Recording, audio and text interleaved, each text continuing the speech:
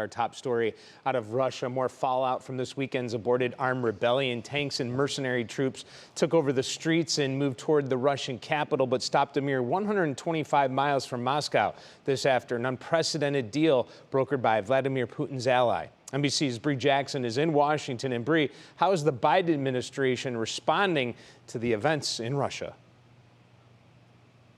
Good morning, Dave. So the Biden administration has been monitoring the situation in Russia and is keeping in close coordination with key allies, including Germany, France, and Japan. For more than a day, mercenaries threatened to overthrow parts of Russian President Vladimir Putin's government this weekend before suddenly stopping. I was shocked. This is the biggest challenge to Putin in 20 years. The attempted uprising was led by this man, Yevgeny Prigozhin, once a Putin ally and leader of the private military Wagner group fighting in Ukraine.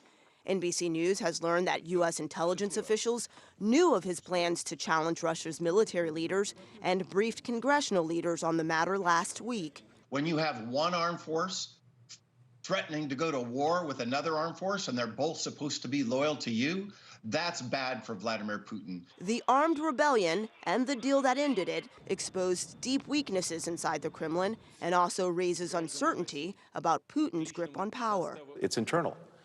When you're being challenged from within, as Putin has been over the last few days, that also raises profound questions. World leaders are sorting through the fallout of the revolt and its impact on the ongoing war in Ukraine. Vladimir Putin has bitten off a lot more than he ever thought possible when he marched into Ukraine.